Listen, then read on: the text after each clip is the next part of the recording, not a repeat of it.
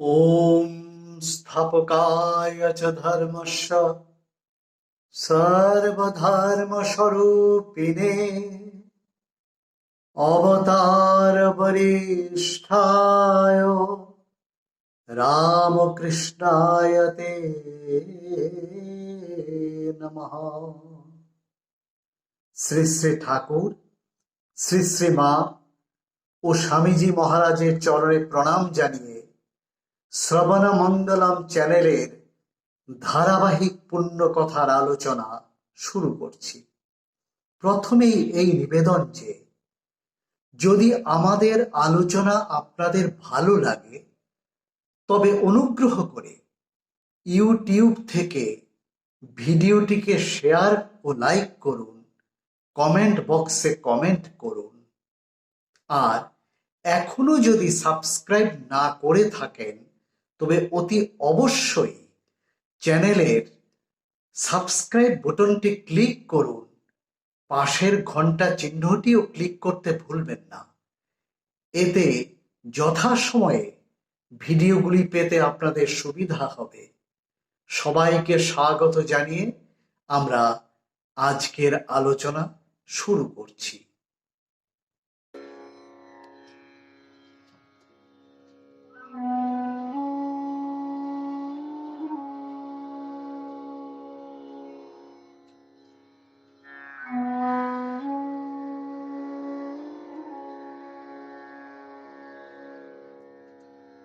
সবাইকে প্রণাম ও সাদর সম্ভাষণ জানিয়ে শুরু করছি আজকের আলোচনা।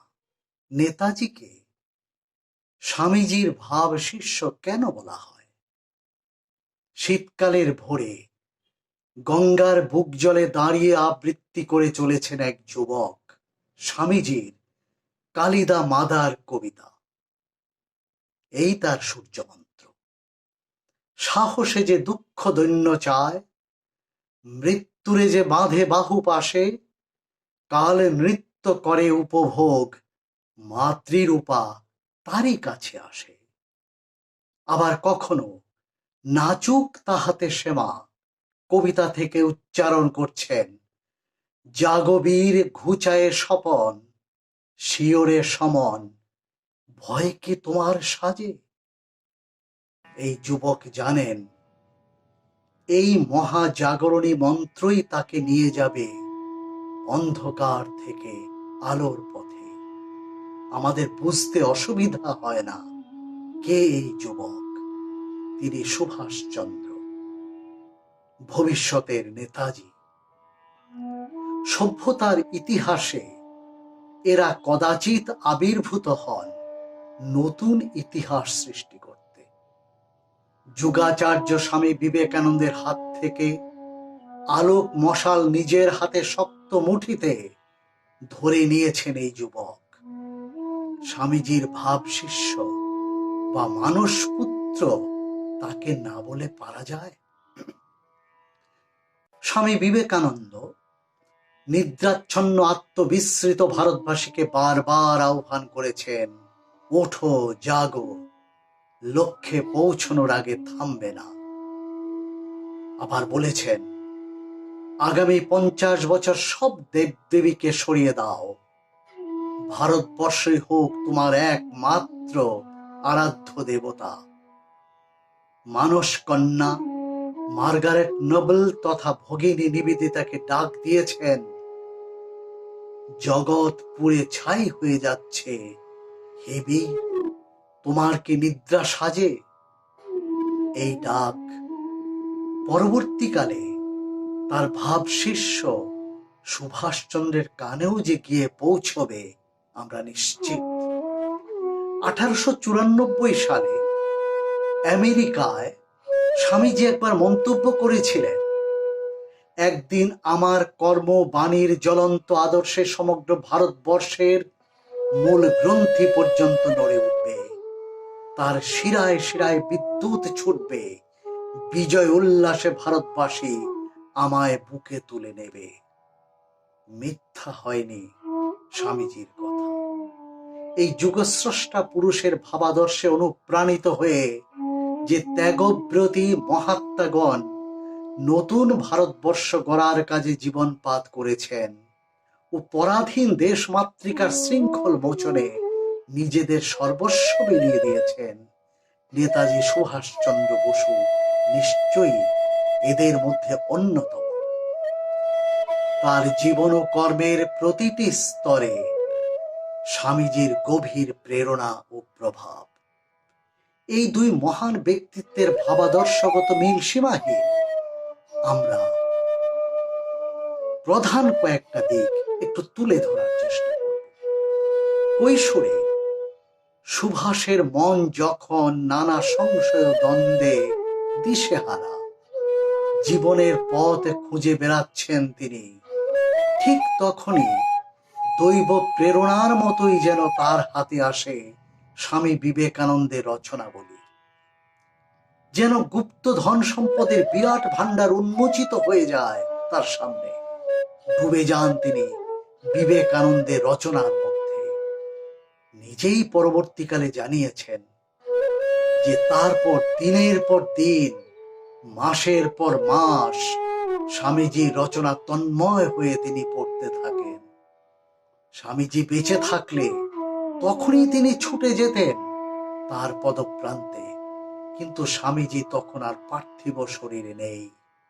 স্বামীজির বিদেহী আত্মা যেন সেদিন এই যুবকের জীবনকে নতুনভাবে আশ্রয় করেছে। সুভাষচন্দ্র অনুভব করেন, বিবেকানন্দ এন্টার্ড মাই লাইফ। এই সময় থেকে সকল প্রশ্ন ও সংশয়ের অবসান। তখন তার বয়স মাত্র 15। বিবেকানন্দ চিরকালের জন্য সুভাষচন্দ্রের হৃদয়ে মনে স্থান করে নিলেন। শুধু বিবেকানন্দ নন, শ্রীরামকৃষ্ণের আধ্যাত্মিক সাধন ও সর্বধর্ম সমন্বয়ের বাণীও এই কিশোরকে গভীরভাবে প্রভাবিত করে। সুভাষচন্দ্র প্রেসিডেন্সি কলেজের সহপাঠীদের সঙ্গে গড়ে তোলেন নব্য বিবেকানন্দ গোষ্ঠী। আত্মসংযম, চিত্তশুদ্ধি, ব্রহ্মচর্য সাধন, যোগ সাধন ও সেবা ধর্মের আদর্শে জীবন গঠনে সবাই ব্রতী হন। বাবাকে বলেন সুভাষচন্দ্র, বিবেকানন্দের আইডিয়াল হচ্ছে আমার আইডিয়াল। তখন তার মনে তীব্র আকাঙ্ক্ষা, সন্ন্যাসী হতে হবে, সন্ন্যাস ধর্মে দীক্ষিত হতে হবে। কখনো দক্ষিণেশ্বর, কখনো বেলুর মঠে তিনি ছুটে ছুটে যাচ্ছেন। একবার শান্তিপুরে গিয়েও তিনি তপস্যায় মগ্ন হন। গুরুর সন্ধানে উত্তর ভারতের একাধিক তীর্থে ঘুরেছেন। 1914 সালে কাশীতে রামকৃষ্ণ মঠ মিশনের অধ্যক্ষ স্বামী ব্রহ্মানন্দজির কাছেও তিনি গিয়ে উপস্থিত হন সন্ন্যাস নেবার প্রার্থনা নিয়ে। স্বামী ব্রহ্মানন্দ সুভাষচন্দ্রকে দেখেন, একটু ভালো করেই দেখেন, তারপরে বলেন, সন্ন্যাসীর জীবন তোমার নয়, তোমার পথ আলাদা। তোমার জন্য অপেক্ষা করছে স্বদেশ ব্রতের এক অন্য কর্মক্ষেত্র। আগামী দিনের মূল্যবান পাথেয় বুকে নিয়ে সুভাষচন্দ্র তারপর ঘরে ফিরে আসেন। Freedom, freedom is the song of the soul. স্বাধীনতাই আত্মার সঙ্গীত। স্বামী বিবেকানন্দের এই উক্তিকে বীজ মন্ত্রের মতোই সুভাষচন্দ্র নিজের জীবনে গ্রহণ করেন। জীবনীকারদের মতে স্বামীজির জ্বলন্ত আদর্শ সামনে না পেলে সুভাষচন্দ্রের নেতাজি রূপে উত্তরণ এত সহজ হতো না। আত্মজীবনীতে সুভাষচন্দ্র বারবার উচ্চারণ করেছেন, স্বীকার করেছেন তার জীবনে শ্রীরামকৃষ্ণ ও বিবেকানন্দের গভীর প্রভাব ও প্রেরণার কথা। 1921 থেকে 1945 সক্রিয় কর্মজীবনের এই 25টি বছর প্রতিটি পর্যায়ে, প্রতিটি ধাপে বিবেকানন্দের বাণী ও পথ নির্দেশকে তিনি করে তুলেছিলেন পাথেয়। আত্মজীবনীতে, চিঠিপত্রে ও শত শত ভাষণে এর প্রমাণ ছড়িয়ে আছে। আইসিএস উপাধি ত্যাগ করে দেশবন্ধু নেতৃত্বে যুবক সুভাষচন্দ্র রাজনীতির অঙ্গনে আসেন। আর এসেই তিনি প্রথম যে কাজটি করতে থাকেন বিশেষভাবে, তা হলো ছাত্র যুব সংগঠনের কাজ। এক্ষেত্রেও স্বামীজির প্রেরণা। স্বামীজি বিশ্বাস করতেন দেশের যুবকদের মধ্যে নিহিত রয়েছে আগামী ভারতবর্ষের উন্নয়নের চাবিকাঠি। দেশের নানা প্রান্তে, শহরে ও গ্রামে, স্কুলে ও কলেজে একের পর এক নেতাজি, তখন তিনি নেতাজি নন, সুভাষচন্দ্র, ছাত্র যুব সম্মেলন করেছেন, জাগিয়ে তুলেছেন এইভাবে যুব সমাজকে, আহ্বান করেছেন যুবকদেরকে, ওগো আমার তরুণ দল, তোমরা ওঠো জাগো, উষার কিরণ যে দেখা দিয়াছে। কখনো বলেছেন, ওগো বাংলার যুবক সম্প্রদায়, স্বদেশ সেবার পুণ্য যজ্ঞে আজই আমি তোমাদের আহ্বান করছি, তোমরা যেখানে যে অবস্থায় আছো ছুটে এসো। এই যেন স্বামীজিরই ভাষা। দেশ ও মাতৃকা সহস্র যুবক বলি চান, এই কথা স্বামীজির মুখে আমরা বারবার শুনেছি। একই কথা শুনছি আমরা তার ভাব শিষ্য সুভাষের মুখেও। বঙ্গজননী আবার একদল নবীন তরুণ সন্ন্যাসী চান। বহু ভাষণে স্বামী বিবেকানন্দের বাণী বারবার স্মরণ করিয়ে দিতেন উপস্থিত ছাত্র যুবকদের। স্বামীজি ও নেতাজি দুজনেই বিশ্বাস করতেন শুধু যুব জাগরণ নয়, চাই নারী জাগরণ।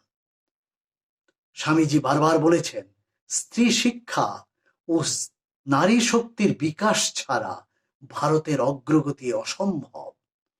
তার নির্দেশ ছিল মেয়েদের আগে তুলতে হবে। স্বাধীনতা অর্জনের লড়াইতে ও দেশ গঠনের কাজে মহিলাদের অংশগ্রহণ অত্যন্ত জরুরি বলে সুভাষচন্দ্র মনে করতেন। দেশের নানা প্রান্তে নারী শক্তিকে দেশের কাজে সক্রিয়ভাবে যুক্ত করতে সুভাষচন্দ্র ছুটে বেরিয়েছেন, সভা সমিতি করেছেন। তার চেষ্টার কোনো অন্ত ছিল না। কুষ্টিয়ায় 1928 সালে এক ভাষণে তিনি বলেন, শীর্ণ দেহ ও দুর্বল চেতা পুত্র কন্যাদের জননী না হইয়া বীরের জননী হন। আজাদ হিন্দ ফৌজের অন্তর্গত ঝাঁসি বাহিনী গঠনের মূল প্রেরণা যে এখানেই নিহিত। স্বামীজির প্রদর্শিত শিবজ্ঞানে জীব সেবার আদর্শকেও কার্যক্ষেত্রে প্রয়োগ করতে যুবক সুভাষচন্দ্র গড়ে তোলেন নার্সিং ব্রাদারহুড নামে এক সংগঠন।